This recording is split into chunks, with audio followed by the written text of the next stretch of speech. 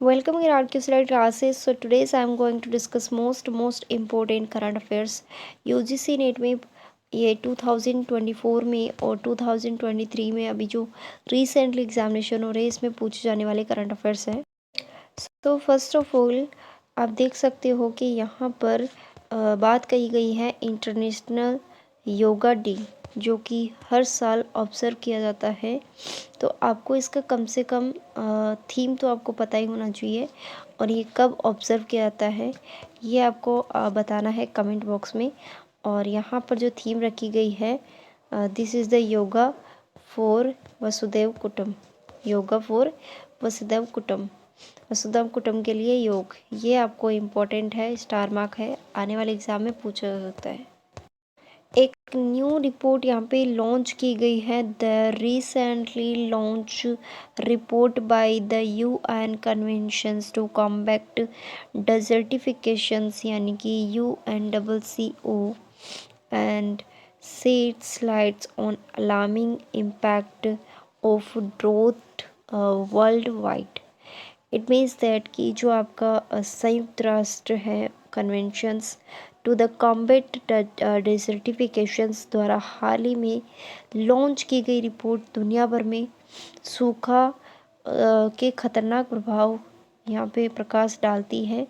सो ये जो है ये यहाँ पे कह सकते हैं कि the alarming impact of draught world wide, ये आपकी क्या है एक रिपोर्ट है जो कि UN द्वारा पब्लिश की गई है।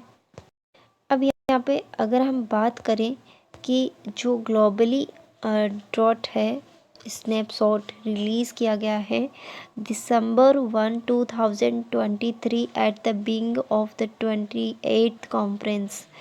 अब यहाँ पर COP28 की बात कही गई है और आपको बता दूँ कि अभी देखेंगे कि COP कौन कौन से इम्पोर्टेंट थे और अभी रिसेंटली कौन सा COP चल रहा है। तो UN framework conventions on the climate change and UNFCCC in the Dubai. Okay, अब ये जो कन्वेंशंस होने जा रहा है ये अर्थव्यवस्था, सूखे व विनाशकारी परिणामों को उजागर करता है और विभिन्न क्षेत्रों में भी। तो यहाँ पर हम देखने वाले हैं कॉप की लिस्ट और आपको एग्ज़ाम देने से पहले जितने भी कॉप ऑब्ज़र्व हुए हैं उनकी सबकी लिस्ट आपको पढ़ के जाना है। तो आपको बता दूं कि कौन कौन से कॉप है जो इम्पोर्टेंट आपके लिए। पहले तो ये देख लेते हैं कि जो UNFCCC है वो केम इनटू द फोर्स 21 यानी कि मार्च और 1994 में यहाँ पे कह सकते हैं कि 197 कंट्रीज़ द्वारा यहाँ पे इसको पुष्टि की गई थी, रेक्टिफाई किया गया था।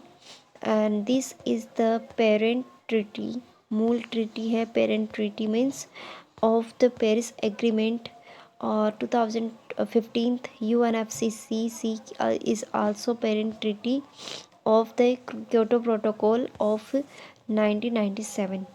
ओके, तो यह है क्या है 2015 के पेरिस समझौता की मूल संधि है और इसको क्योटो प्रोटोकॉल की भी क्या है एक मूल संधि है। ठीक है, अब आपको ये जानना ज़रूरी है कि जो अभी रिसेंटली जो COP28 होने जा रहा है ये यहाँ पर इसको ऑफ़र किया गया है संयुक्त अरब अमीरात ने 2023 में अबू धाबी में संयुक्त राष्ट्रीय जलवायु परिवर्तन फ्रेमवर्क सम्मेलन जो कि मेज़बानी करने की पेशकश करने की घोषणा की है। मतलब कि यहाँ पर इस ऑब्ज़र्व हो सकता है। अब यहाँ पर देखो कॉप है जो फर्स्ट कब हुआ था 1995 पे हुआ था, बर्लिन जर्मनी में हुआ था। और सेकंड की अगर बात करें तो यहाँ पर सेकंड इम्पोर्टेंट नहीं है इतना, लेकिन थर्ड इम्पोर्टेंट है क्योंकि क्योटो प्रोटोकॉल इसको जाना जाता है नाम। COP3 को क्योटो प्रोटोकॉल के नाम से भी जाना जाता है, 1997 में होता। और फिर अगर हम फर्स्ट की नेक्स्ट हम बात करें कि COP8 यानी कि COP8 इसलिए इम्पोर्टेंट हो जाता है क्योंकि ये हुआ था इंडिया में। ठीक है, और COP8 की कुछ मुख्य प्रमुख बातें भी आपको पढ़ के जाना है, जैसे वहाँ पे कौन से ऐसे मुद्दे रखे गए थे, कौन से ऐसे इश्यूज़ रखे गए थे। जैसे मान लो क्योटो प्रोटोकॉल में गैस इमिशंस जो होती है ग्रीन हाउस गैसेस इमिशंस के ऊपर रखा गया था। तो इसलिए हर बार अभी रिसेंटली पूछा गया था कि क्योटो प्रोटोकॉल में कौन सी गैसेस इंक्लूडिंग है, तो ये सब पूछा जा रहा है। तो आपको ना इस टाइप से क्वेश्चंस पढ़ना है कि आपको अगर उसको डीपली पढ़ोगे ना तो आपसे सारे क्वेश्चंस बन जाएंगे, अदरवाइज़ नहीं बन पाएंगे। ठीक है, अगर आपने यहाँ पर क्योटो प्रोटोकॉल पढ़ लिया तो इसके बारे में आपको डीपली पढ़ना है। जैसे मान लो इसमें कौन सी गैस, अगर आपने नहीं देखा है लास्ट वाला वीडियो तो एक बार आप ज़रूर जाके देखना, मैंने उसमें करवा दिया है कौन कौन सी गैस प्राइमरी गैसेस होती है। ठीक है, और कौन कौन सी गैसेस है जो कि बहुत ज़्यादा इम्पोर्टेंट है टेम्परेचर को इंक्रीज़ करने में, या फिर ग्रीन हाउस गैसेस जिनको हम कहते हैं। ठीक है, तो COP8 2002 में हुआ था। COP8 इस न्यू दिल्ली में हुआ था। एंड इसका जो मेन ऑब्जेक्टिव है वो क्या है, तो आपको बता दूं कि इन्वायरमेंट में जो ग्रीन हाउस गैसेस है उसकी जो सांद्रता को एक स्तर तक कम करना है, और जिससे कि एक समय सीमा के भीतर खतरनाक नतीजों को रोका जा सके। मतलब कि वहीं पे ही क्या कर सकते हैं, उनको रोक सकते हैं, ताकि पारिस्थितिकी तंत्र मतलब कि जो अपना इन्वायरमेंट है उसको स्वाभाविक रूप से अनुकूल और सतत विकास के लक्ष्यों को प्राप्त किया जा सके। ठीक है, और आपको मैं बता दूं कि जो COP26 था, COP26 ये ग्लासगो में हुआ था। ठीक है, ग्लासगो में हुआ था। आपको ये ध्यान रखना है कि ग्लासगो कौन सी कंट्री में है। ठीक है, यहाँ पे है जो ब्रिटेन, उसके अंदर ग्लासगो है, तो ब्रिटेन में हुआ था टू COP26, ये भी आपको ध्यान रखना है। ठीक है,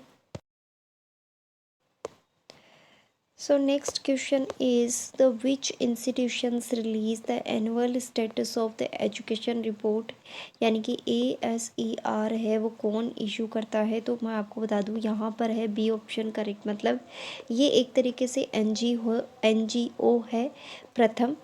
और यहाँ पर अगर बात की जाए तो इसका जो प्रोग्राम है वो है निपुण भारत मिशन, निपुण भारत मिशन, ये भी आपको ध्यान रखना है। ठीक है, तो भारत मिशन क्या है इसका, और इसके अंदर यहाँ पर अगर बात की जाए कि ये कब से कंडक्ट हो रहा है, तो यहाँ पर ये जो कंडक्ट हो रहा है एवरी ईयर, मतलब जो ये रिपोर्ट है ये कंडक्ट हो रही है एवरी ईयर 2000 सिंस 2005 से।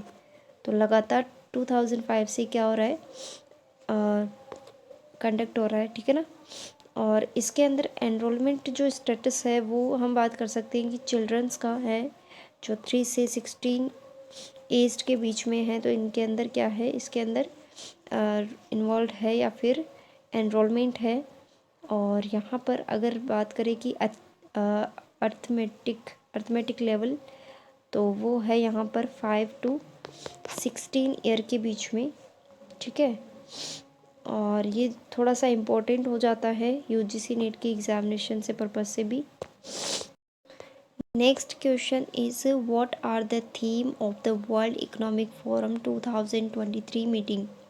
तो जो 2023 की मीटिंग हुई थी विश्व आर्थिक मंच की, तो इसका क्या थीम रखा गया था। तो यहाँ पे जो ए ऑप्शन है वो करेक्ट है, corporations in a fragmented world. Okay, तो खंडित विश्व में सहयोग। नेक्स्ट अगर बात करें कि which state announce server penalties for the vehicles without high security registrations. ठीक है, तो यहाँ पे किस राज्य ने उच्च सुरक्षा पंजीकरण प्लेट के बिना वाहनों के लिए गंभीर दंड की घोषणा की है। तो यहाँ पर जो है वो ओडिशा सरकार ने। ठीक है ना, तो ओडिशा ने यहाँ पे गवर्नमेंट ने, स्टेट ने यहाँ पे ये अनाउंस किया है। Next, which union ministry of issues draft regulations of the common effluent treatment plants ruler 2022। तो सामान्य प्रवाह उपचार संयंत्र नियम 2022 का मसौदा विनियमन जारी किया गया है, जो कि ऑप्शन से यहाँ पे है बी ऑप्शन करेक्ट है इसका, ministry of environment forest and climate change. Next important current affairs है यहाँ पे, what is the theme of all India annual statement ministry conference of on water. तो ये जल पर अखिल भारतीय वार्षिक राज्य मंत्री सम्मेलन का विषय क्या था? तो इसका था B option is correct, water visions @ 2047।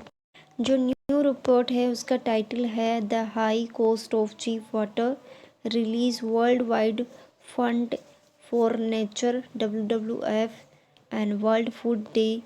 ठीक है, तो यहाँ पर जो विश्व खाद्य दिवस पर world wide fund for nature सस्ते पानी की उच्च लागत शीर्ष से जारी की गई नई रिपोर्ट है।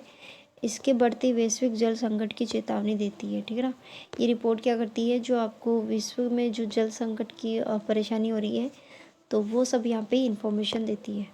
तो ये थे कुछ इम्पोर्टेंट MCQs जो कि UGC नेट करंट अफेयर से रिलेटेड थे।